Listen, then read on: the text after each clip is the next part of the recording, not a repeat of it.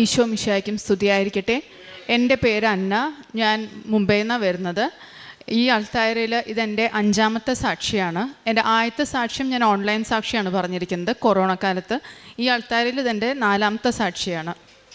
എൻ്റെ ആദ്യത്തെ സാക്ഷ്യം എന്ന് പറയുന്നത്, ഞാൻ ഒരു കണ്ണ് കാണാത്തൊരു കുട്ടിക്ക് ബോംബെയിൽ വെച്ച് തന്നെ ആ കുട്ടിക്ക് റൈറ്ററായിട്ട് UGC നെറ്റ് എക്സാമിന് ആ കുട്ടിക്ക് റൈറ്ററായിട്ട് ഞാൻ പോകൽ പതിവായിരുന്നു. ഒരു 3 പ്രാവശ്യം ഞാൻ തന്നെയാണ് ആ കുട്ടിക്ക് എക്സാമിന് റൈറ്ററായിട്ട് പോയിരിക്കുന്നത്. ഇപ്പം കഴിഞ്ഞ പ്രാവശ്യത്തെ എക്സാമിന് അതൊരു ചൊവ്വാഴ്ചയായിരുന്നു. ആ എക്സാമിന് ഞാൻ ആ കുട്ടിയുടെ കൂടെ പോയപ്പം എനിക്കുണ്ടായ അനുഭവങ്ങളാണ്. 1 മണിക്കൂറിൽ 12 അനുഭവങ്ങളാണ് എനിക്ക് അമ്മ മാതാവ് കാണിച്ചു തന്നത്. ഓരോ പ്രതിസന്ധി നേരിടുമ്പോഴും എനിക്ക് അമ്മ കാണിച്ചു തരായിരുന്നു, നീ ഭയപ്പെടേണ്ട, ഞാൻ നിന്നോട് കൂടെയുണ്ടെന്ന്.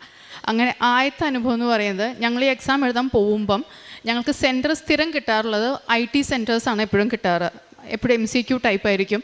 അപ്പോൾ എല്ലാം കമ്പ്യൂട്ടറൈസ്ഡ് ആയാൽ ഞങ്ങൾക്ക് എപ്പോഴും IT പാർക്സിലാണ് എപ്പോഴും ഞങ്ങൾക്ക് സെൻറ്റർ വരാറ്. ആ പ്രാവശ്യം ഞങ്ങൾക്ക് സെൻറ്റർ കിട്ടിയത് ഒരു സ്കൂളിലായിരുന്നു. അപ്പോൾ അത് ഞങ്ങൾക്ക് വീടിൻ്റെ കുറച്ചും കൂടെ അടുത്തായിരുന്നു. അപ്പോൾ ഞങ്ങൾ അതിന് ഭയങ്കര താങ്ക്ഫുള്ളായിരുന്നു. അവിടെ ചെന്ന് കഴിഞ്ഞ് ഞങ്ങൾ കറക്റ്റ് ടൈമിനൊക്കെ എത്തി. 8:30 ഞങ്ങൾ റിപ്പോർട്ട് ചെയ്ത് കഴിഞ്ഞ് ഞങ്ങൾ ആദ്യത്തെ കടമ്പിലേക്ക് കിടക്കുകയാണ്. അവർ ഫുൾ സ്ക്രീൻ ചെയ്യും. അപ്പോൾ സ്ക്രീൻ ചെയ്യുമ്പം എൻ്റെ കയ്യിൽ ഉടമ്പടി ലോക്കറ്റ് ഉണ്ടായിരുന്നു, കൊന്ത ഉണ്ടായിരുന്നു. ഇതൊന്നും അവർ അങ്ങോട്ട് കടത്താൻ സമ്മതിക്കാറില്ല. അപ്പോൾ ഞാൻ വിചാരിച്ചു അവർ പറയുകയാണെങ്കിൽ മാറ്റി വയ്ക്കാം. എൻ്റെ തൊട്ട് മുന്നിലുണ്ടായിരുന്ന കുട്ടിയുടെ ഹെയർ ക്ലിപ്പ് അടക്കം അവർ ഊരിപ്പിച്ച് റബ്ബർ ബാൻഡ് ഇട്ട് കെട്ടി വയ്ക്കാൻ പറഞ്ഞു. അപ്പോൾ ഞാൻ വിചാരിച്ചത് ഉറപ്പായിട്ട് അവരെടുത്ത് മാറ്റാൻ പറയും. അപ്പോൾ ആദ്യത്തെ കടമ്പ തന്നെ കഴിഞ്ഞു. അമ്മ മാതാവ് ഇടപെട്ട് എനിക്ക് എൻ്റെ ലോക്കറ്റും ഇതൊന്നും എന്നോട് മാറ്റാൻ പറഞ്ഞില്ല. അപ്പോൾ അതും കൊണ്ട് ഞാൻ അകത്തേക്ക് കടന്നു, ഈ മോളെയും കൊണ്ട്. അടുത്ത് ചെന്ന് കഴിഞ്ഞപ്പം അവർ ഞങ്ങളുടെ ഡോക്യുമെൻറ്റ്സ് നോക്കി കഴിഞ്ഞപ്പോൾ അവരെന്നോട് പറഞ്ഞു, റൈറ്ററായിട്ട് എനിക്കിരിക്കാൻ പറ്റില്ല എന്ന്. അപ്പോൾ ഞാൻ പറഞ്ഞു, കഴിഞ്ഞ 3 പ്രാവശ്യം ഞാൻ തന്നെ റൈറ്ററായിട്ട് ഇരുന്നിരിക്കണേ. അപ്പോൾ അവർ പറഞ്ഞു, അത് അവർ ശ്രദ്ധിക്കാണ്ടായിരിക്കും. ഒന്നാമത് ഏജ് അപ്ലിക്കൻറ്റിൻ്റെ ഏജിനേക്കാളും കുറവായിരിക്കണം എൻ്റെ ഏജ്. പക്ഷെ അത് ഏജ് ഓവറായ കാരണം അത് പറ്റില്ല. പിന്നെ ക്വാളിഫിക്കേഷൻ വൈസും എനിക്ക് ആ കുട്ടിക്ക് എഴുതാൻ പറ്റില്ലായിരുന്നു, കാരണം എൻ്റെ സയൻസ് ബാക്ക്ഗ്രൗണ്ട് ആയിരുന്നു. അപ്പോൾ ആ കുട്ടിക്ക് സയൻസും മാത്സൊക്കെ ഈസിലി പറഞ്ഞു കൊടുക്കാൻ പറ്റുന്ന കാരണം അതും പറ്റില്ല എന്ന് പറഞ്ഞു. അപ്പോൾ ഞാൻ പറഞ്ഞു, എന്തെങ്കിലും ഒന്ന് ചെയ്യാൻ പറ്റുമോ, കാരണം ഇങ്ങനത്തെ ഒരു കേസായ കാരണം ഒത്തിരി പ്രതീക്ഷയോടുകൂടി ആ കുട്ടി വന്നിരിക്കുന്നത് എക്സാം എഴുതാനായിട്ട്. അപ്പം അവർ പറഞ്ഞു, ഒരു കാര്യം ചെയ്യും നിൽക്കുക. അപ്പം രണ്ടാമത് ഞാൻ പ്രാർത്ഥിച്ചു തുടങ്ങി. അപ്പം ഞാൻ പറഞ്ഞു, എനിക്ക് ഇതിൽ ഒരു ഹയർ ഇൻചാർജിലുള്ള ആരോടെങ്കിലും ഒന്ന് സംസാരിക്കാൻ പറ്റുമോ എന്ന് ചോദിച്ചു. അപ്പോൾ അവർ പറഞ്ഞു, ഞങ്ങൾ നോക്കിയിട്ട് വരട്ടെ എന്നും പറഞ്ഞ് അവർ നോക്കാൻ പോയ സമയത്ത് ഞാൻ ഉടമ്പടി കാശുരൂപം കയ്യിൽ വെച്ച് മുറുക്കി പ്രാർത്ഥിച്ചുകൊണ്ടിരിക്കുകയായിരുന്നു, അമ്മ എനിക്കൊരു അടയാളം കാണിച്ചു തരണേന്ന്. അങ്ങനെ ഒരു മലയാളി ലേഡിയാണ് എൻ്റെ അടുത്ത് ആദ്യം സംസാരിക്കാൻ വന്നത്. അപ്പം ഞാൻ അവരുടെ അടുത്ത് ഞാൻ ഈ കാര്യങ്ങൾ മുഴുവൻ പറഞ്ഞു.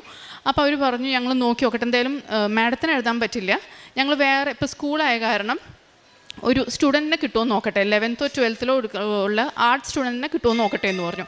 അപ്പം ഞാൻ അമ്മയോട് മുറുകെ പ്രാർത്ഥിച്ചുകൊണ്ടിരുന്നു, അങ്ങനെ നല്ലൊരു കുട്ടിയെ കിട്ടണേ, കാരണം കുട്ടിക്ക് വായിച്ച് പറഞ്ഞു കൊടുത്ത് കുട്ടിക്ക് ശരിക്കും സമാധാനത്തിൽ പറഞ്ഞു കൊടുക്കുന്ന ഒരു കുട്ടിയാവണം. ധൃതിയിൽ വെച്ച് വായിച്ചു കൊടുത്തു കഴിഞ്ഞാൽ ഇത് ബ്ലൈൻഡായ കാരണം ഈ കുട്ടിക്ക് മുഴുവൻ മനസ്സിലാവില്ല. അപ്പോൾ അങ്ങനെ പ്രാർത്ഥിച്ച് ആ കുട്ടി വന്നപ്പം ഞാൻ അതിൻ്റെ അടുത്ത് സംസാരിച്ച് തുടങ്ങിയപ്പോൾ 2 സെൻറ്റൻസ് കഴിഞ്ഞപ്പോഴേക്കും ആ മോൻ എൻ്റെ അടുത്ത് ഇങ്ങോട്ട് ചോദിച്ചു, ആൻറ്റി മലയാളിയാണോ എന്ന്. അപ്പോൾ എനിക്ക് സന്തോഷമായി, ഒരു മലയാളിയാണ്. അപ്പം ഞാൻ ആ കുട്ടിക്ക് സമാധാനത്തിൽ നിന്ന് കാര്യങ്ങളൊക്കെ പറഞ്ഞു കൊടുത്തു. ഈ കുട്ടി ബ്ലൈൻഡാണ്, അപ്പോൾ സ്ലോലി വേണം ക്വസ്റ്റ്യൻസൊക്കെ വായിച്ചു കൊടുക്കാൻ. അങ്ങനെ അമ്മ അടുത്തത് ഇടപെട്ട് അങ്ങനെ നല്ലൊരു റൈറ്ററിനെ കിട്ടി. അതാണ് ആദ്യത്തെ ഞങ്ങൾക്ക് ആ സെൻറ്റർ മാറ്റിയതിലുള്ള അമ്മയുടെ കൈ അവിടെയായിരുന്നു. അതൊരു IT പാർക്കിൽ വെച്ചാണ് എന്നോട് റൈറ്ററായിട്ട് എഴുതാൻ പറ്റില്ല എന്ന് പറഞ്ഞിരുന്നെങ്കിൽ എനിക്ക് വേറൊരു റൈറ്ററിന് ആ സമയത്ത് ആ കുട്ടിക്ക് കിട്ടില്ലായിരുന്നു.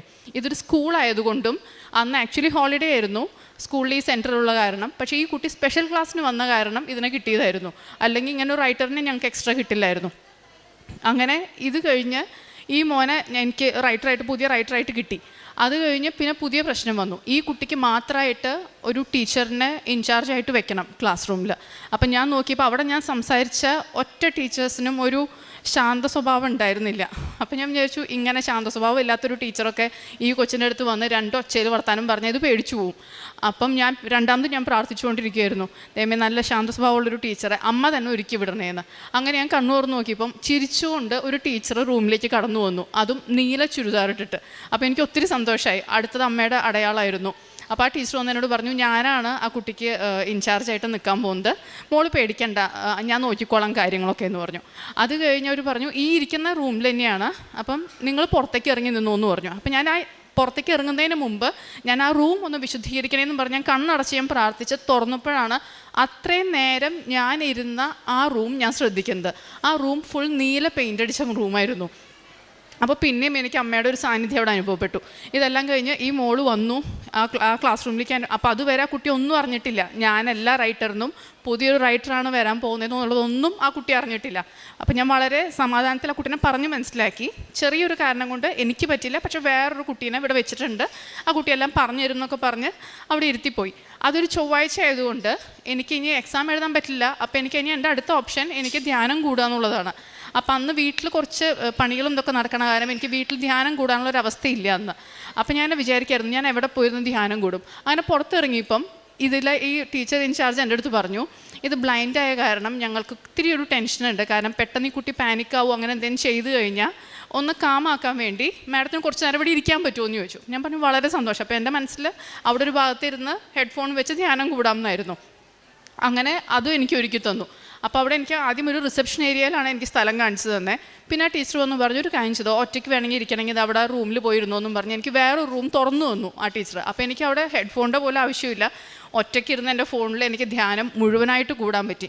ഇതെല്ലാം കഴിഞ്ഞ് ഈ കുട്ടി പുറത്തേക്ക് വന്നപ്പോൾ ഔട്ട് ഓഫ് 150 ക്വസ്റ്റ്യൻസ് ഈ കുട്ടി എല്ലാ ക്വസ്റ്റ്യൻസും അറ്റംപ്റ്റ് ചെയ്തു. ഞാൻ ഇത്ര പ്രാവശ്യം ഞാൻ റൈറ്ററായിട്ട് പോയിരുന്നിട്ട് ഈ കുട്ടിക്ക് 100 ക്വസ്റ്റ്യൻസ് പോലും അറ്റംപ്റ്റ് ചെയ്യാൻ പറ്റിയിട്ടുണ്ടായിരുന്നില്ല. അന്ന് ആദ്യമായിട്ട് ആ കുട്ടിക്ക് 150 ഔട്ട് ഓഫ് 150 ക്വസ്റ്റ്യൻസും ആ കുട്ടി അറ്റംപ്റ്റ് ചെയ്തു. അങ്ങനെ ഒരു 3 മണിക്കൂർ കൊണ്ട് അമ്മ ഞങ്ങൾക്ക് 12 അനുഭവങ്ങളാണ് തന്നത്. എനിക്ക് തോന്നുന്നത് ആ ഒരു നേരത്ത് അമ്മ എൻ്റെ കൂടെ ഫുൾ ടൈം എൻ്റെ കൂടെ തന്നെയായിരുന്നു. വേറൊരു കാര്യത്തിലേക്ക് അമ്മയ്ക്ക് തിരിഞ്ഞു നോക്കാനുള്ള സമയം കിട്ടിയിട്ടുണ്ടാവില്ല. അതേപോലെ ഞാൻ വിളിക്കുന്നു, അമ്മ എനിക്ക് അനുഭവങ്ങൾ തന്നുകൊണ്ടിരിക്കുന്നു. അങ്ങനെയായിരുന്നു അമ്മ ഒത്തിരി അനുഗ്രഹങ്ങൾ ആ സമയത്ത് തന്നത്.